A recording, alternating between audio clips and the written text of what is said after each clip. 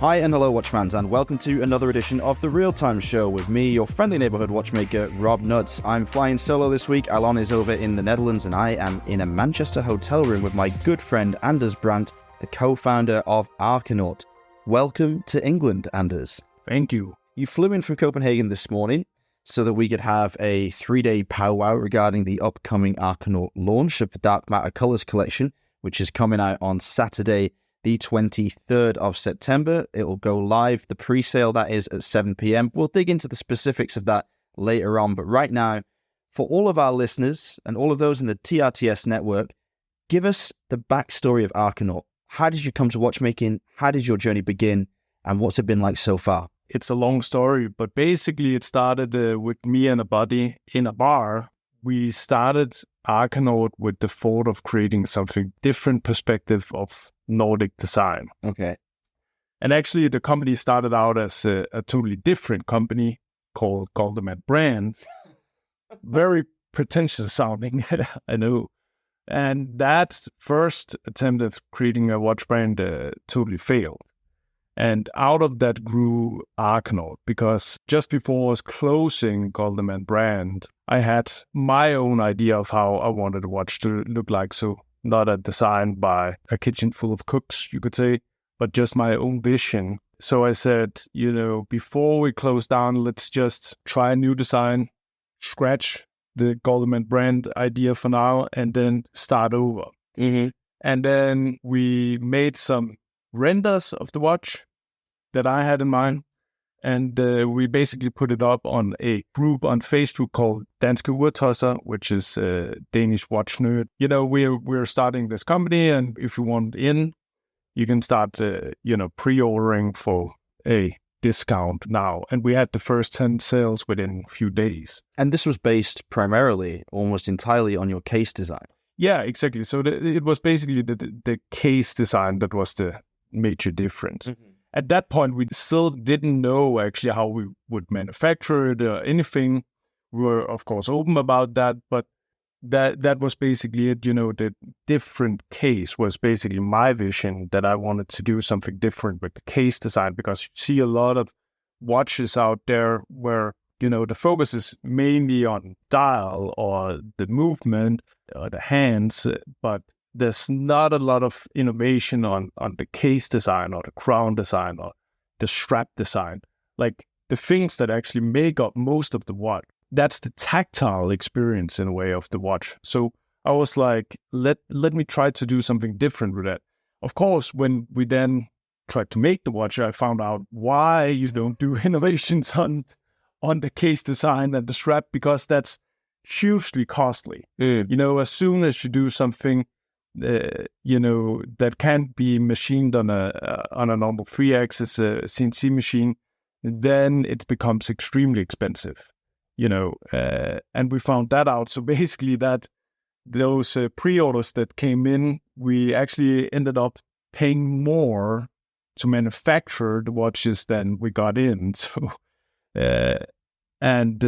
so the first attempt also there, you could say it was a financial, not a success, but in a way it showed that there was a market for people that actually wanted something different in that way. And of course, over time, Arcanaut as a brand has evolved a lot. This was 8 years ago, basically. And back then, we got our parts and our watches made in Switzerland. And then also, when we were done making the watches, the manufacturers said, okay, now you got the 30 samples, 31st samples. Now you need to order 500 pieces. Jeez. So they just jumped up the MOQ out of nowhere, basically. Well, it was, we used a middleman, and I think there was kind of like a communication error, you could say. So now we needed to either go out, find an investor and invest in something where you only sold like 30 watches, and sell him on a vision of, okay, we can sell actually 500 pieces. Mm-hmm. I knew that was probably not going to happen. And we also talked to a lot of investors, and they were, of course, like, crazy. And also, when they looked at the margins.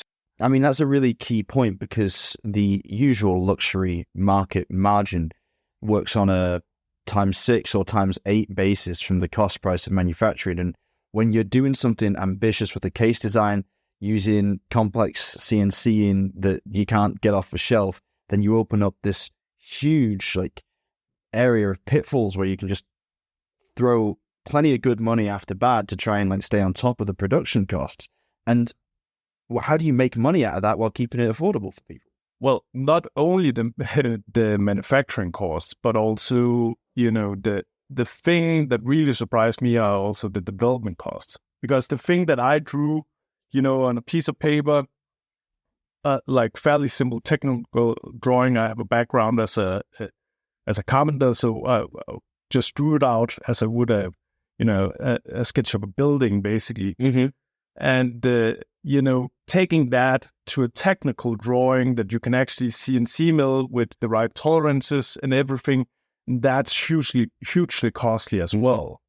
And then you have tooling costs, because it's not like setting up, and then you just paying a price for one piece. It's basically you paying for the setup of the machine, you're paying for the machine tooling cost and everything. So that was, also a massive eye-opener in a way. From that, we found out, okay, we need to do things differently because we can't find an investor. So then one of the guys that actually helped me design the case, I designed the case together with a guy that works for the biggest hearing aid company in Denmark. Mm-hmm. And he was like, the tolerances we have here are roughly the same as we use in the hearing aid industry, and we have tighter tolerances even. So I have a list here you can get of all our manufacturers, mm-hmm. and you can try to contact them to get the parts machined and made and everything. So in Denmark, in Denmark. Okay, so that was a big shift, because originally you'd had the case of Swiss made. You'd run into this situation where the costs were completely prohibitive. But then the solution was not only finding a new supplier, but it turned out it was about bringing manufacturing home. Exactly. So that was basically what we did. And a lot of problems also come from that, because then you need to basically re-engineer everything the Swiss had made. And the Swiss companies that manufactured all the first parts didn't want to give us the technical drawings. Oh, really? Yeah, they held on to them because they wanted you to place that big order for 500 cases. So we were basically held at ransom in a way to pay them for the technical drawings. So some of it we got back, and then other things we needed to re-engineer to manufacture in Denmark. And when it came to that, I also knew, okay, we need to take the company in a totally different direction in a way, because now we're taking manufacturing home. We need to, one of the most difficult things to make on a watch is the dials, And I've been to where the Arc Ones, our first watch, where the dials got manufactured in Switzerland, and it's multiple complicated processes to make one dial. Yeah. And I knew that's not something we can do in the same way in Denmark, at least not with the things we had at hand. So I knew, okay, we need to figure out a way to make new types of dials. And the idea then came to my head to talk to James Thompson of Black Badger, because I've known him since, the early days at the Salon QP, meeting him there. And also he helped with the loom on the Arc 1.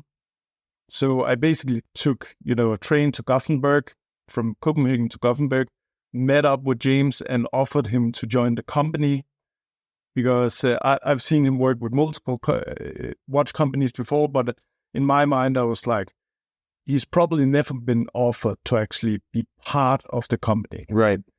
And this as well from, working with multiple brands. That's not something you usually get offered. But for me, it's like, I would rather own 1% of a huge success than owning, 90% of a failure. Mm-hmm. And I knew I needed to get, wise people on board. So I chatted to James about the dials. And what we came up with is basically, a new method for manufacturing dials, where we basically take a piece of material and then we machine the material instead of, taking a brass template and then moving it throughout a lot of different processes to make it look like that material.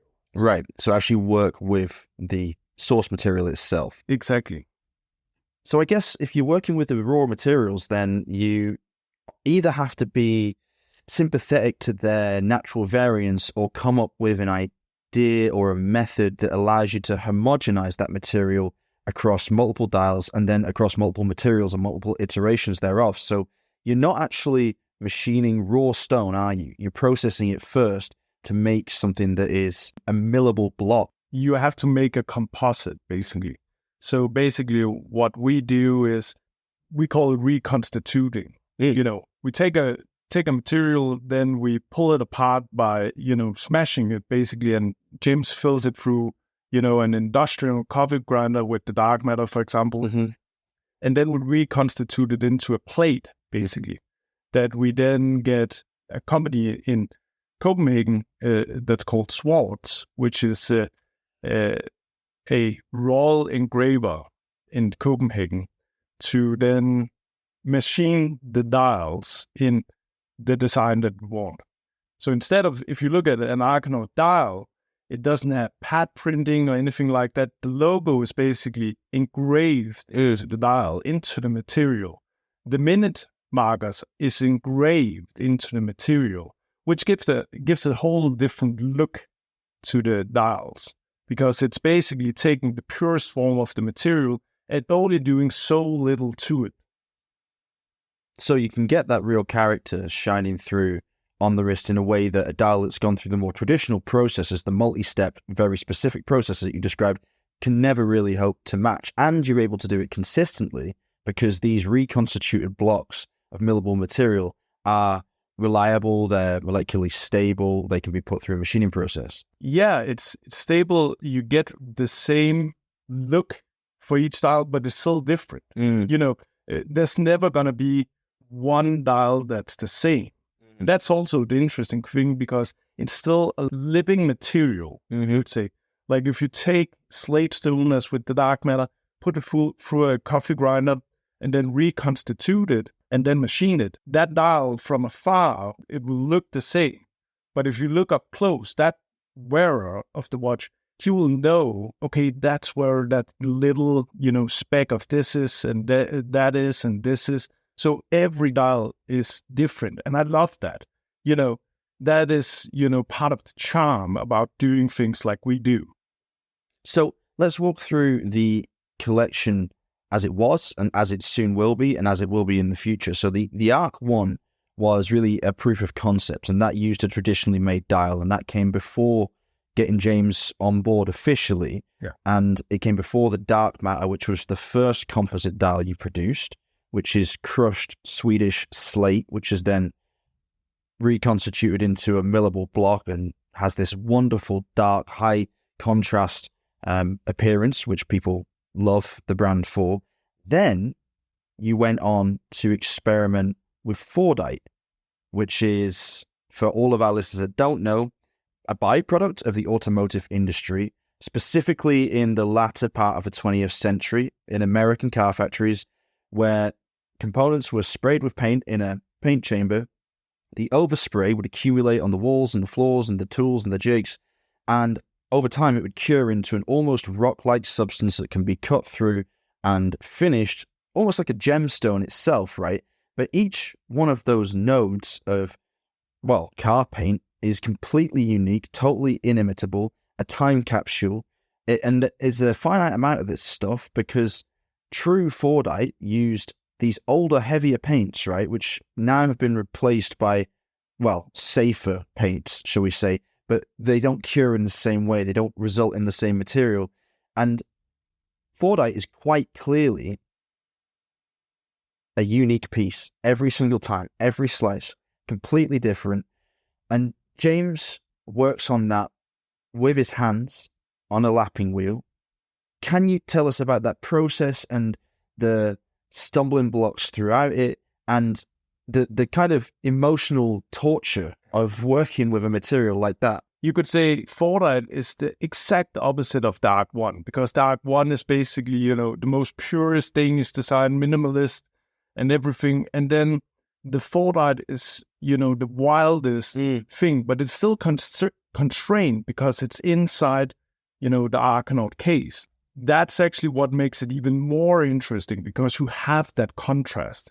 If for example, the case was, made in some wild material as well, in Damascus steel or something like that, it will look totally different and really bonkers. But it is because you have that contrast. And as many things we do in Arcanaut, it's something that evolves. It's not like every time we make a new watch that we sit down and then plan out, okay, it's going to be strategically over here, and then we need to go here. We do that, of course, now that we have a structure person like you on board. But for the Fordite, and with a lot of the things we do, we make watches for ourselves. So actually, the way that the Fordite watch evolved was because James's dad had his birthday, and James wanted to give him an Art 1. And then he talked about, okay, can I put like a Fordite dial inside? Because my dad loved cars, and that would be a cool thing. So I was like, oh yeah, let's try it. It's just a one-off piece, and it just looks so cool. Like, it really, like, the contrast between the clean lines of the dark case and then the wild patterns. It is like you say, it's like peering through time. It's seeing the lines of every car that's been painted over many, many years. It's a guy that took his kids to school and went home like 40 years ago. And that's, just captivated me, when looking at that. And then when James's dad got it, all his friends at his cigar club saw it and were like, can we get what? Hey, where can we buy it? Because before Fordite was one of Arcanaut's calling cards, James had a very small run of watches made with Tag Heuer as well, right? Yeah. Using Fordite dials. Yeah. And I remember that this whole situation with James wanting to gift his dad the watch occurred around the time I visited you both in Gothenburg for the first time, when I was with Fratello. And I remember you were still in this phase of deciding whether or not you wanted to pull Fordite into the Arcanaut collection. And I had seen the Tag Heuer Carrera models that James had done, and I had not seen at that time, until we were there in Gothenburg together, a Fordite dial in an Arcanaut case. And the minute I saw it from a journalistic perspective, I was like, okay, this is heaven, because just as you said, that conscious tension of design between the two elements, the case and the dial, was beautifully balanced. You had this material which was too powerful for the Carrera case. There wasn't enough to hold it in check. It was just a bit wild. And then for some reason, when you put it next to your ascetic case design, which is very quintessentially Nordic in design, I would say, it has this gravitas, this quiet power to it, which allowed the Fordite to really explode out of the dial, but not overawe its surroundings. And I remember saying, you guys have to do this. I think you knew you were going to do it anyway. You were on that slope, but I was like, please do this, because I want to write about it. And then I became a customer. Yeah. I was a customer before we worked together. Yeah, that's true. And I forget that sometimes, and whenever I remember it, I feel like very proud of myself for putting my money where my mouth was, because it's very easy when you're a watch journalist to sort of say a lot of things and be hyperbolic about new releases and say, this is the greatest watch ever, I'm going to buy it. You say that 10 times throughout Geneva Watch Days, and if you actually did what you said, you'd be about 2.3 million in the hole. So you have to be very selective about what you buy. And as journalists, we're also often offered discount, which I have accepted in the past, but I didn't ask for from you. Exactly. Nor was I offered it. But I wouldn't have taken it anyway, because I did take it once from a small brand, a brand that I love very, very much. And I never forgave myself for it. And I saw what you and James were doing, and I was a fan of your case design. There's a case design that really pulled me into Arcanaut, because I knew what you didn't know when you went to the manufacturers firsthand and realized why people aren't innovative in casing design and pushing the boat out. And so what I saw was an incredible effort to, design something new, which in this era, post-quartz crisis, is pretty damn rare. In the 70s, there was a heyday of odd case shapes and whatnot. But since then, we haven't really had so much of it. And now you've done that, I just had to say, okay, I want to believe in this brand. If Arcanaut were to cease to exist in 5 years' time, it would be a great loss to the watchmaking industry. And I don't want to be one of those guys that sits on his hands and says, oh, I wish that brand still existed, but didn't put my money on the table when it mattered. So that's why I went for it. And I've never, ever regretted it because it wears like nothing else. And the camaraderie between all of us that own Arcanauts is great. It's like a little family, a tribe, as we call it now. And it's a mutual understanding. Like it's next level watch collecting. It's when you've gone through all of the nonsense. You've gone through the Rolexes, you've gone through the Pateks and the Speedmasters, and you've got a deeper appreciation of what true novelty and true exceptionalism is. And that's it. The question, and we'll leap ahead to this now because it's on my mind, is what will you do in the future from a horological perspective? Because you are already an industry leader aesthetically. How do you match up the watchmaking with the looks of the watch? Well, it's an interesting question because, a lot of people are like, why aren't you putting, an expensive movement in the watch, or why haven't you looked into that? We have looked into that, of course, but I think a very important part of, creating a part in having the inception of a brand is that you recognize that you can't be innovative on everything at the same time. You can't focus on everything at the same time. You have to focus on some things to be the best at in the world, and then leave some things to be developed or take the illusion. And I think, now we are at a point in the brand's history where we can actually, we actually have a bit of experience and we can do things that we couldn't do before.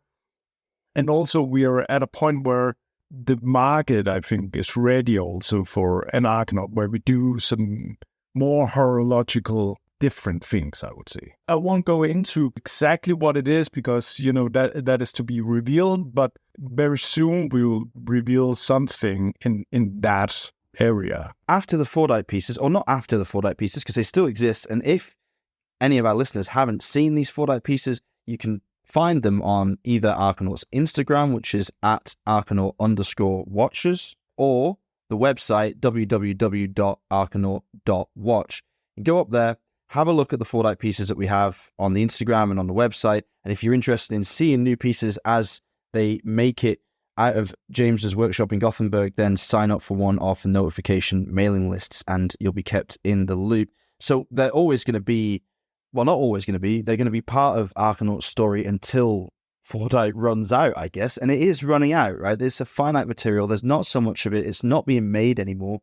So it's just a question of how long can we keep getting our hands on the good stuff, and how long can James keep finding the treasure within each piece? Yeah, because it's also an interesting part is there's a finite amount. Nobody knows how much it is. It's like oil, basically. Yeah. But there's not a lot of good of it out there. Yeah. You can take 2 pieces of 4-dye and you won't get anything interesting out of one of the pieces because most cars are white, black, and red. Yeah. So you get that. That's also an interesting color combination in some, but it's to get the actual pieces, the actual dials that are actually interesting with the right patterns and, the right colors. It takes a lot of time, and there's not a lot of material we can get that out of. And you can look at other, there are other brands that have tried, 4-dye, and it's just, in my opinion, the dials are boring because they don't have the experience working with the material that James has. Yeah. Can I say something about, the case that I forgot to mention? Of course. So the reason why the case looks so different is actually when I sat down and drew the case, in my mind, I listed up, what is the experience of a watch? And like the first experience of watch is when you either see it, in a commercial or something, or you see somebody else sitting with it on the wrist. Right. From afar. what you notice from afar isn't the dial or the hands or anything like that. It's the case. Yeah. It's the shape of the case that you recognize. So what I wanted to create is a easy recognizable case that haven't been done before, that you could recognize from in a room, 50 feet apart from the person wearing the watch. And then, you go up to the person, and then the second experience is the story. The story that person tells you about the watch, even before you try to wear it. Okay, this is made out of Fordite. This is made out of this material. Something. There's a story behind the watch. So I got this watch from my dad. That's the second experience of the watch. Then there's the experience when you wear the watch. That's, the part where things like, can you tell the time? And, how does the finishes look and everything? That's the experience. How does it wear? Yeah. So that's kind of like the way that I design watches is through those three, levels. Well, it's very interesting to hear. And I after 10 years writing about watches, I have a few stock phrases that I drop in articles all the time. Obviously, loom homogeny is probably the most common and also relevant to Arcanaut itself. And what is the one James always laughs at me for? Thematic congruence or something? I can't remember. But one of the key things I talk about is an identifiable silhouette. And that's exactly what you did. If you had like just outlines of an Arcanaut next to like a Submariner, next to a Speedmaster, next to a Nautilus, for example, or Royal Oak, you know instantly what that watch is. And even more than those classics that I mentioned, the Arcanaut case, the Arc, as it were, stands out because of its extremely ambitious crown design. Now, we nicknamed this the Pentablock quite recently. That's its new name. So if anyone hasn't seen the Pentablock crown, go and check it out. If you have a better name, please write to us. I like that name. info@arcanaut.dk. We are accepting submissions.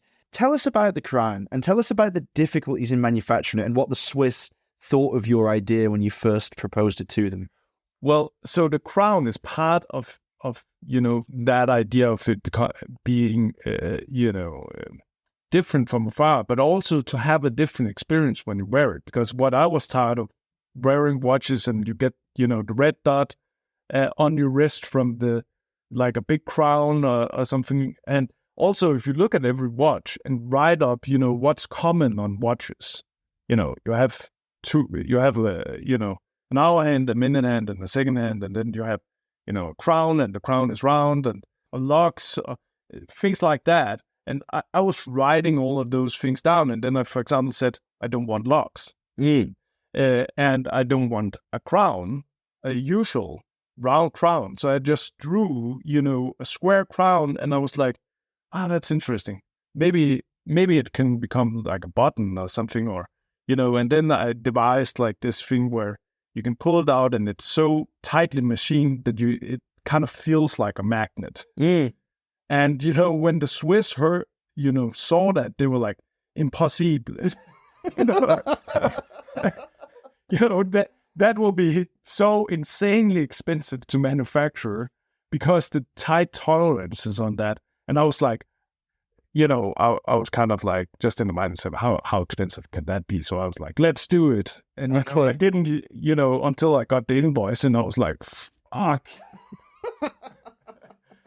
Yeah, I mean, it is unbelievably well machined. And the craziest thing about that crown is that it's guaranteeing 100 meters of water resistance. Yeah. Which is nuts. People look at that and they go, oh, it's an artsy watch and therefore it's going to be water resistant to 30 meters max. And you see major brands with decades, sometimes centuries of experience releasing a watch in steel in 2023 with 30 meters water resistance or 50 meters water resistance. And you've got a square-sided crown with 100 meters. It's not screw down, obviously. It pushes in, it locates back into the case. Like you say, it does feel like a magnet. That's actually a good way of describing it. It's not magnetized. It's just a gasketed crown that is so well machined that it can give you that everyday wearability, which is, I think, a huge, maybe hidden selling point of Arcanaut. Funnily enough, last week, we interviewed Jean-Christophe Sabatier of Ulysse Nadam, Lovely man. You would really enjoy talking to him, I'm sure. And I asked him about his private watch collection. And he has 4 Ulysse Nardins. One of them is a freak. Okay? You know the freak. Yeah. Yeah. And he described it as his most versatile watch. And I said on the episode, anyone that hasn't listened to that episode yet, go back and check it out. It's a good one. It was recorded live in Geneva with Jean-Christophe. I said, most people would imagine the freak is the kind of watch that they couldn't even see themselves wearing in any situation, let alone so many situations. Jean-Christophe was saying that he would run with it. He does his sport with it. He goes camping at the weekend or to the cabin in the woods wearing a freak. And like, this is an unbelievable piece of high-end horology. Meanwhile, the Arcanaut Arc 2, especially like the upcoming Dark Matter Colors collection, which we'll talk about in a moment, is, despite being extremely unique, and obviously that's a very overused word, but we mean it in this case, it's so wearable, and it can be so many things. You know, it's got a rubber strap, it's comfortable, you can actually run with it, it's water resistant, you can jump into a lake if you want to. It's cool enough to take to like an art gallery opening, for example, because it's highbrow design. So, I don't know, like, the watch is able to become many things on many wrists, and you're able to do an immense amount with it by playing with either the dial material or perhaps in the future also the case material while letting the dial take the back seat for once. Is that in your plans for the future? I think that's a leading question, Rob. Well, yes, it is. Okay, jolly good. You know, the interesting thing about Fordite was that it kind of made me question what the brand was. Okay, in what way? Because, like, when we look back and see the articles that you, for example, wrote about Arcanaut way back, you know, everything was about, you know, Scandinavian design, and, you know, legibility was like a big thing. And when I saw the first Fordite, like in the metal, it made me question, well, maybe not all watches need to be, you know, made equally legible and everything. And when I talked to one of my friends who also is actually a part owner of Arcanaut, he was telling me how his dad used to not wear a watch in weekends and on vacation. Okay. Because it was like, well, why do I need to know the time? And it kind of like made me think, not all watches need to always tell you the time exactly. I know that a lot of people might disagree with me, but try on a watch where it's like, well, I would say, you know, on the Fordite, you can tell time very effectively, but it's not as effective as, you know, the Dark Matter, for example. No, of course. But it's not made to. It's made for, you know, if you go on vacation, I wear my Fordite, you know, in the weekends, because it's like, okay, that's a fun weekend watch that you wear, and where I don't care if I've spent 3 hours with my girlfriend going out, because it's like, why care? You know? Yeah. So the time can be different watch designs and legibility. And that made me question, you know, the brand in a way. And I think almost all our watches should do that. And when you say, are we going to do something different with the case, it's also something that pulls into question what Arcanaut is, because in the beginning I was like, well, we should do dials that are different materials and then have, you know, the case be the same, like the canvas, the clean canvas every time. But then I was like, you need the balance. If you have the balance. Yeah.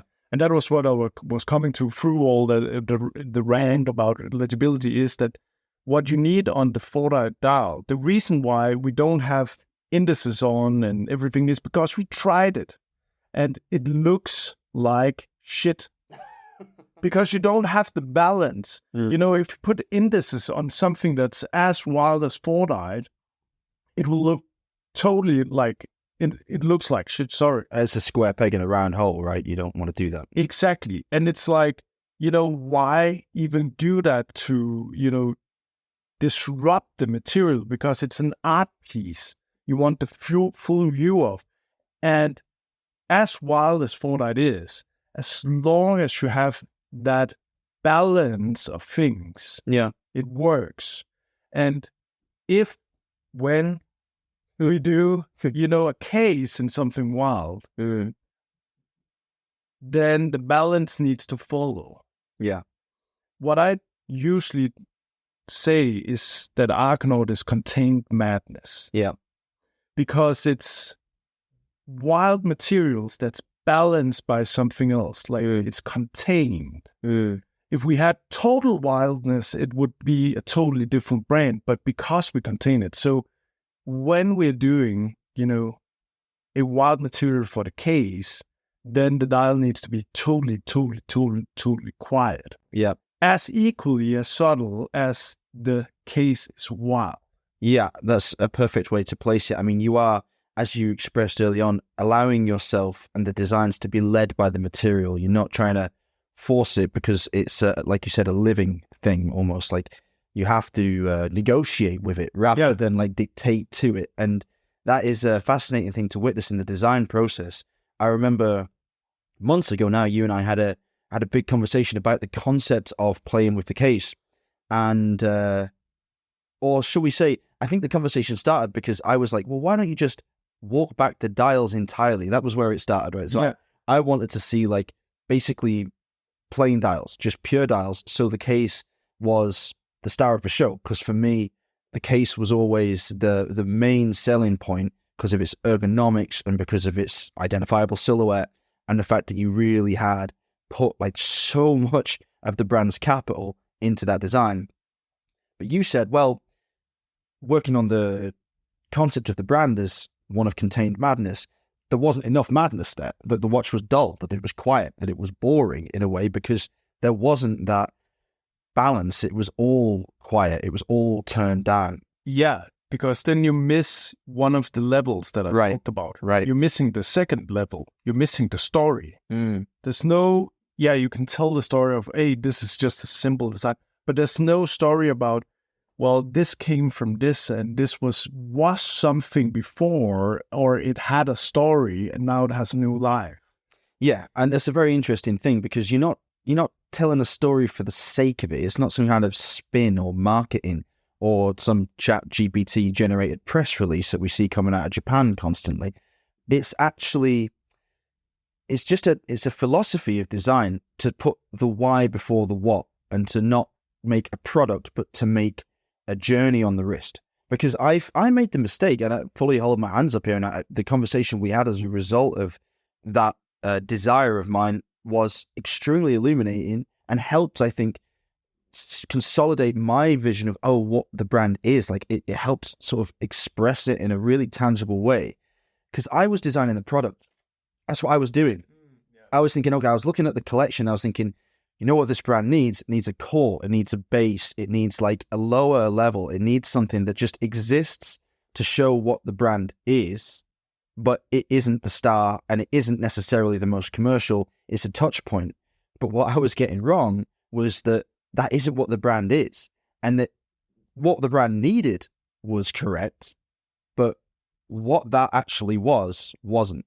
And now, and we'll talk about the novelties, we're about to see that with the launch of the Dark Matter Colors collection, which is effectively a new foundation for the brand as it moves into its next phase of evolution, because there's a lot of exciting stuff coming. There's more composites coming this year.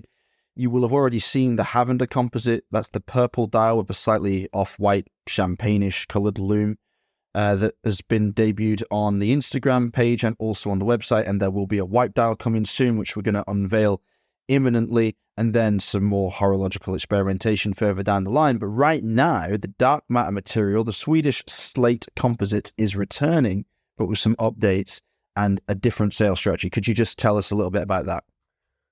Well, when we first set out to make the first Dark Matter, which were basically the first model we made in Denmark. So that was like a rebirth of the company, you could say. The thinking at that point wasn't, okay, we're going to use that material again.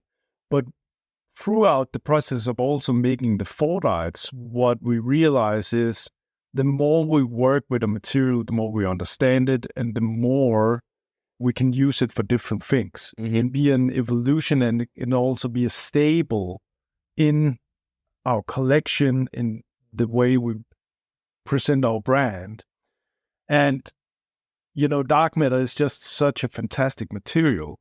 As Asher, our retailer in the US, usually say, it's so piratey. Piratey, yeah.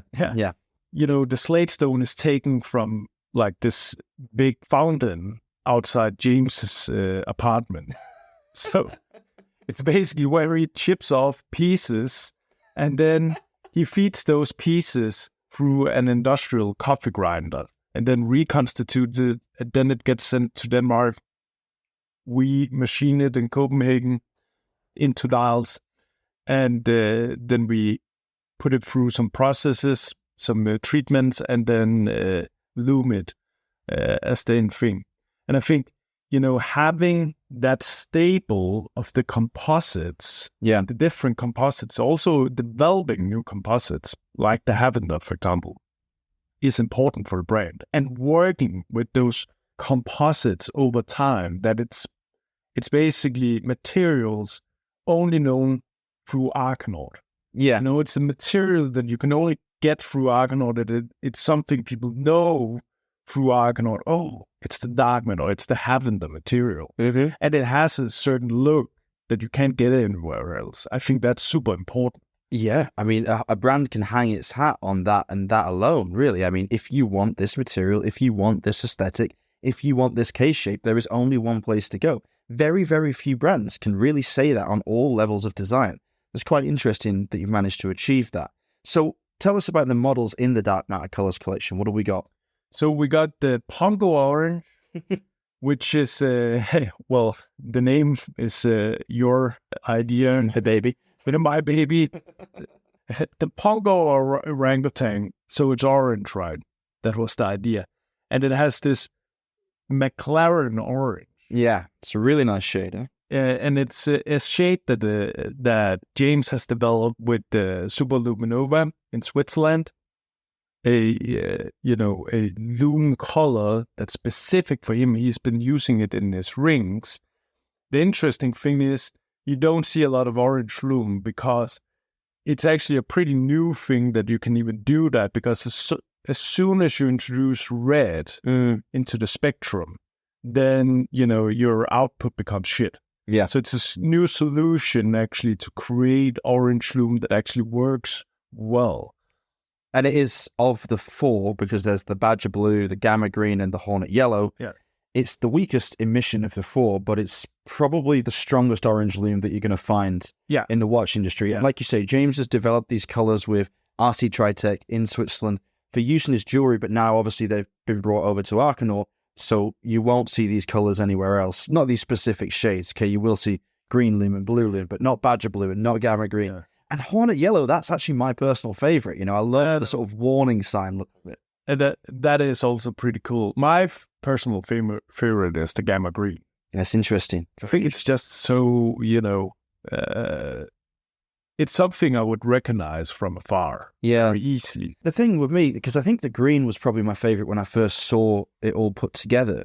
And I think it was because it felt like it was a watch I'd seen before. Of all of them, it was like, okay, that makes sense. Like, that's the core model. That's the corest of the core four. Or you could say the blue would be like the logical choice. But for me, the green just looked like it had always been in existence. And the yellow and the orange are funky because you don't see yellow and orange looms very often at all. And the blue's cool because it's just, really like crisp and professional. And with the strap options we've got now, that blue is really versatile. Because there's 8 strap colors, right? So there's red, white, brown, sort of olive green, orange, Bondi blue, which is like our beautiful sort of turquoise ocean blue color, and dark blue, navy, void blue, and then black. Yeah. And with the blue watch, with the Badger Blue model, you could put it on the void blue, you could put it on the Kakarot orange, you could even put it on the white or the brown or the black. And maybe the only one that doesn't fit really, really well is the green. Because even the red provides a nice contrast. It's very sporty. So, I mean, that's a versatile watch. It's like 7 different watches in one if you buy all the straps. I'm always interested, in why people buy something from you. Mm-hmm. I believe strongly that people, there's kind of this way of designing things where you do it basically on a piece of paper where you say, it needs to be this price, it needs to do this because then it can compete with this. And, people want this, and that.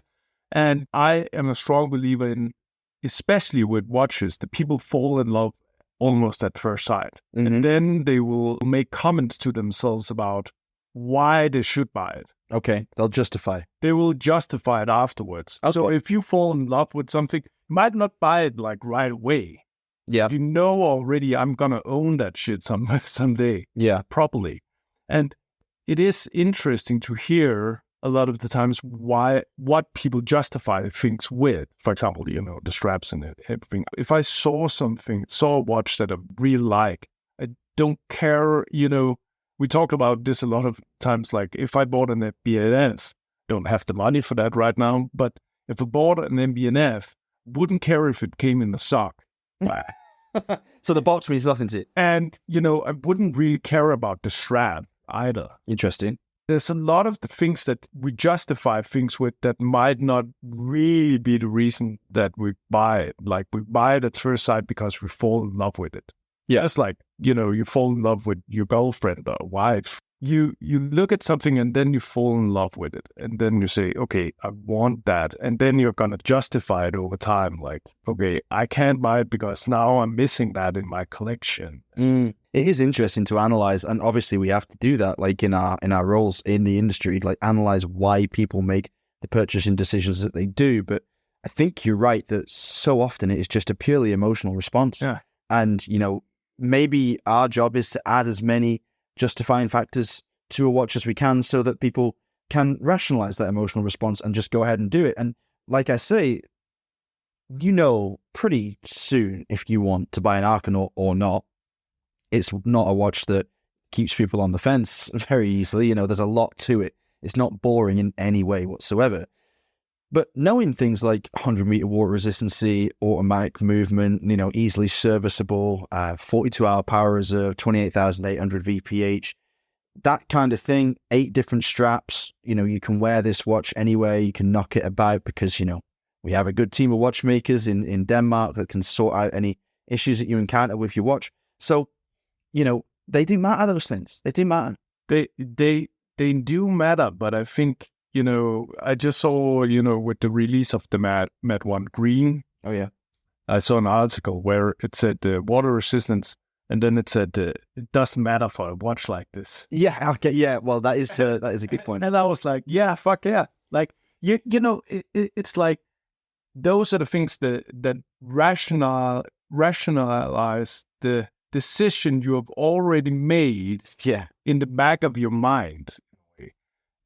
I also want, a water-resistant watch because then I can, wear it anywhere and things like that. But I think most of the times, watches are an emotional thing. Yeah. It's an emotional decision that you make.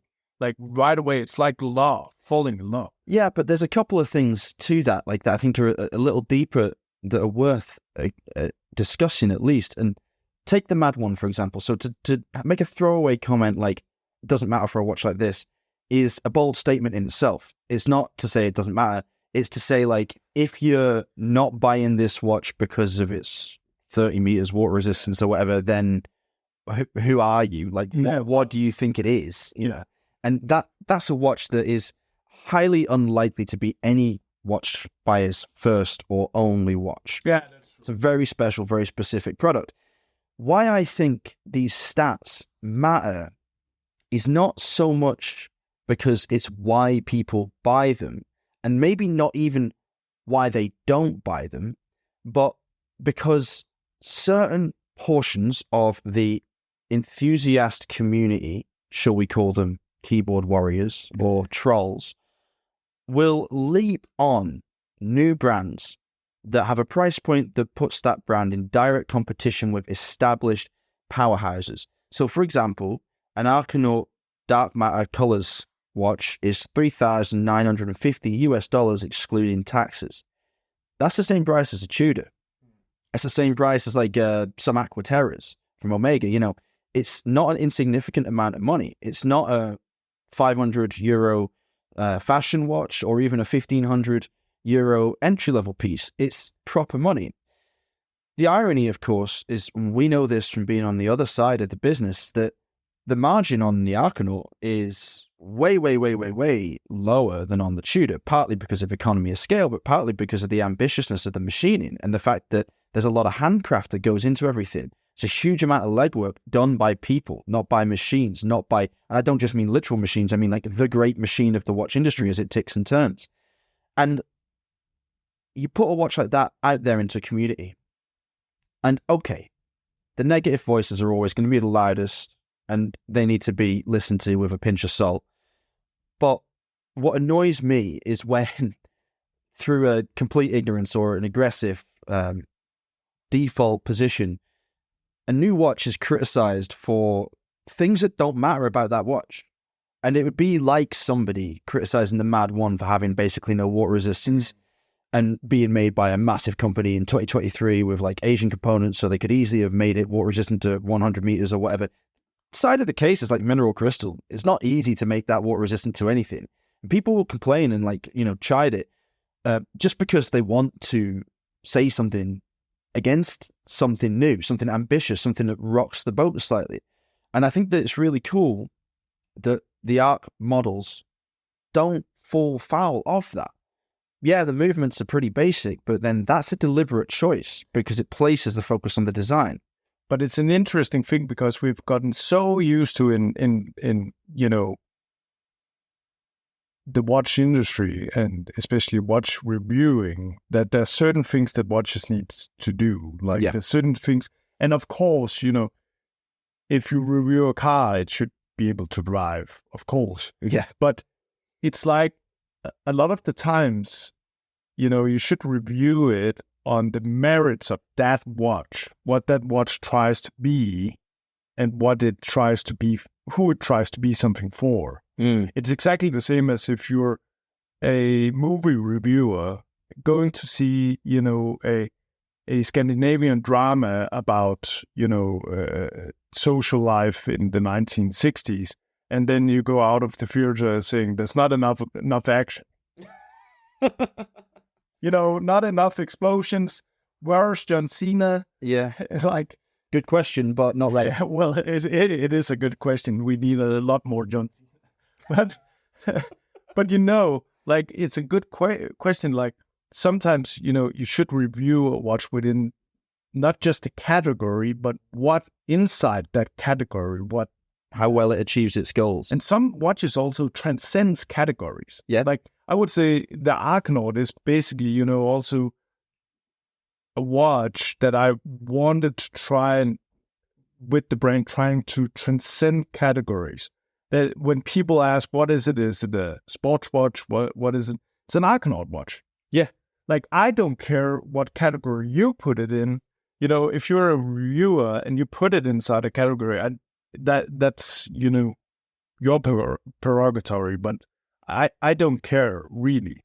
Like, I want just to create watches that I like, and they can transcend the categories as see fit, basically. But, yeah.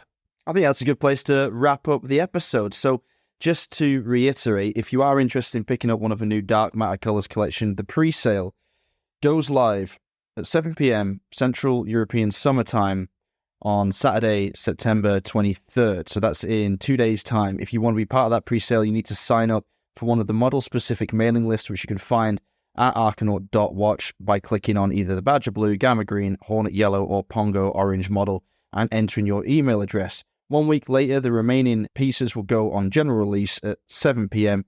CEST on September 30th. You can pick up pieces either from Arcanaut directly or from their US retailer, Collective Horology.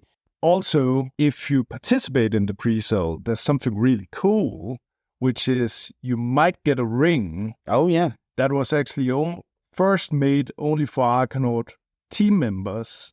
And then we had the idea, why not give that to the first 10 orders in the pre-sale? Right. So if you want to get your hands on one of these incredible sterling silver signet rings, Cloctopus rings, yeah, with the scary Hydra-esque clock eating skull monster on them. If you haven't seen it, check out the Instagram. There'll be a post going up tomorrow, so you'll be able to see it in all its glory. Then you need to be quick off the mark and get your order in fast, because although there will be 15 of each color made available during the pre-sale period, only the first 10 sales across all colors and across all platforms will receive one of the silver signet rings. And there is more. If you are one of the 60 backers of the pre-sale, you'll be entered into a raffle. Whether you're one of the first 10 or otherwise, everybody gets entered into the same raffle to win one 18-karat gold version of this signet ring.